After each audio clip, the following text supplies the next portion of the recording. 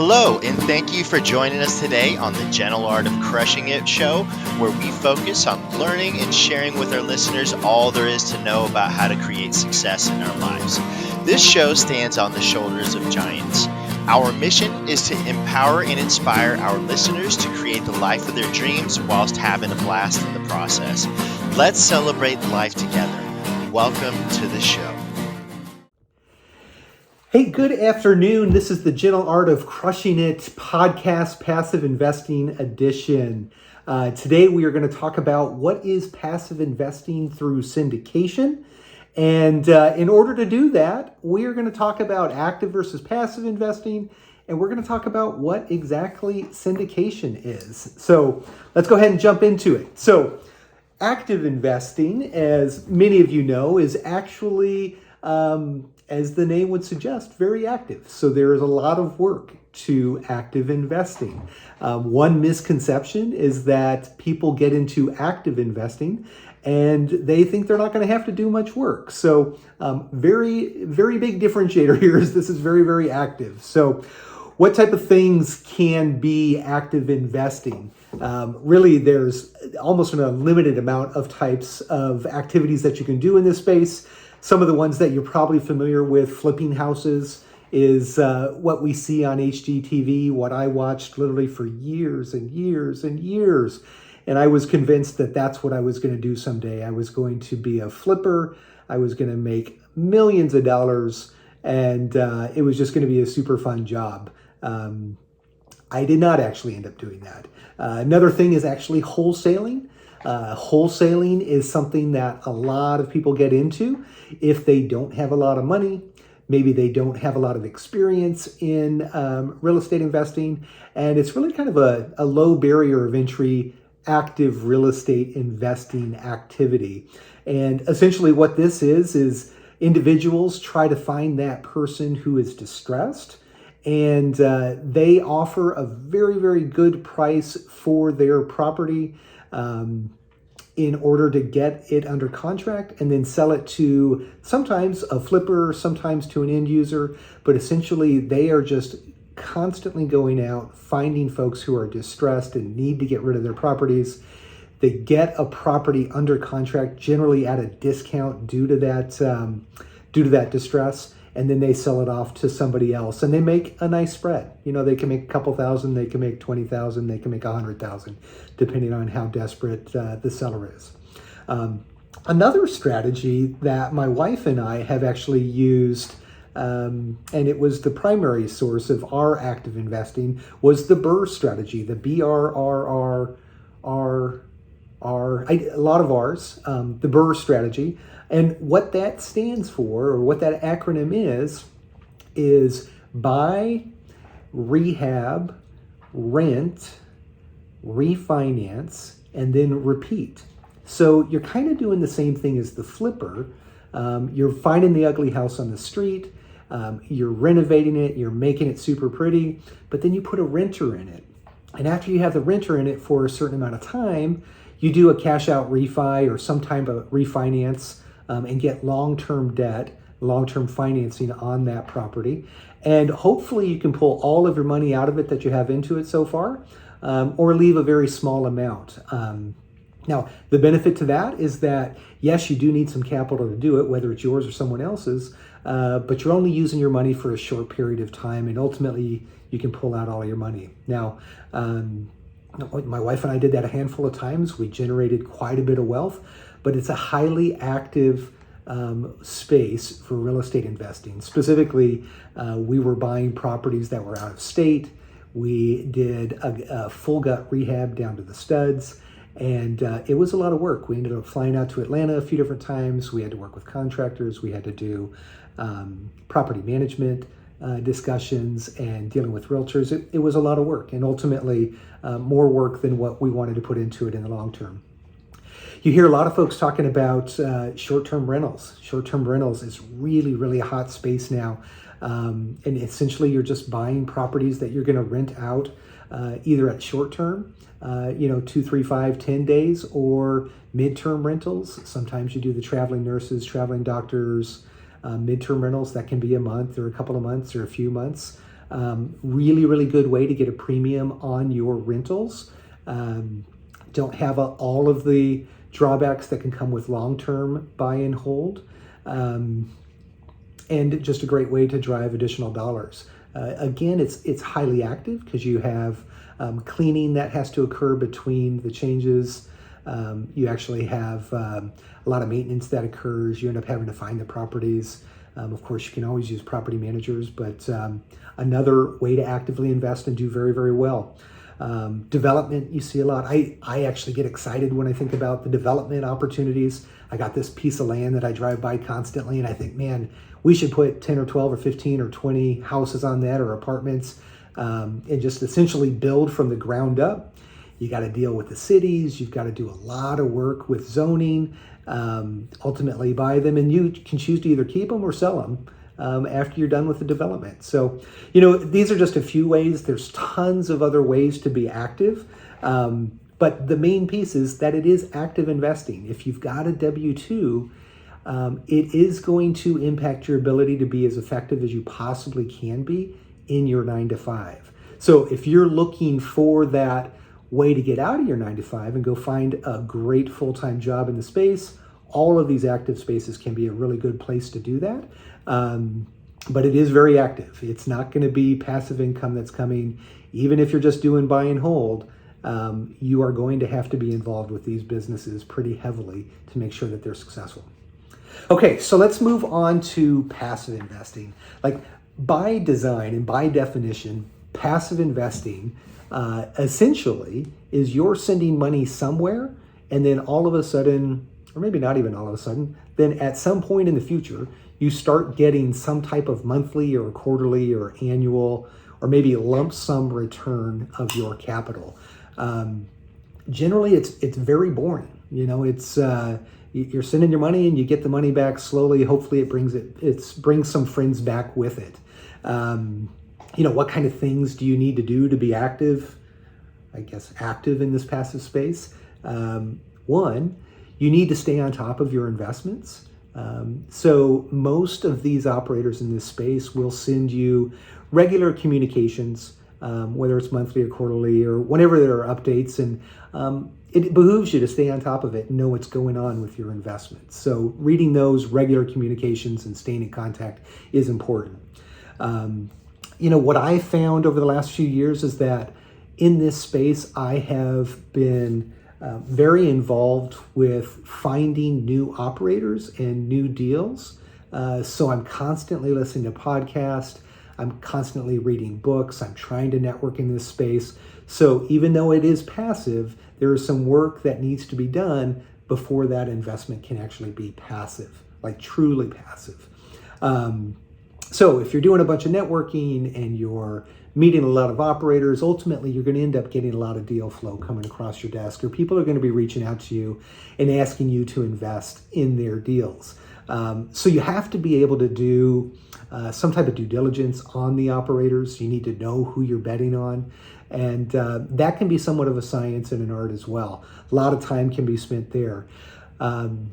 So really, really important to pick the right operator and spend the time doing that on the front end so you can truly be passive on the back end.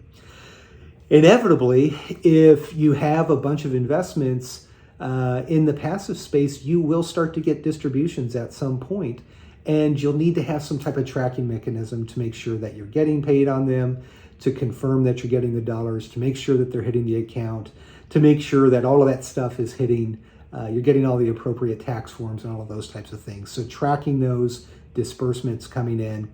At the end of the day, I kind of alluded to this earlier, but if you're busy in this space and you're doing well in this space, you probably are doing a good job at picking a good jockey. And I use that analogy about the jockey with like a horse race. If you pick the right jockey, that jockey's going to run around the track over and over and over again. And quite often he's going to come in first place. But if he doesn't come in first place, he's going to be second or third, and your dollars are going to just continue to multiply without you having to do a whole lot of work. So if you bet on the right jockey, the results can be very positive.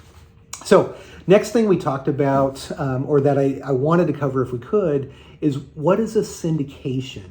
So we've already kind of gone through active versus passive, and let's talk about syndication versus individual investing. And what is syndication? Syndication essentially is grouping together some population of investors or operators to work on a bigger deal.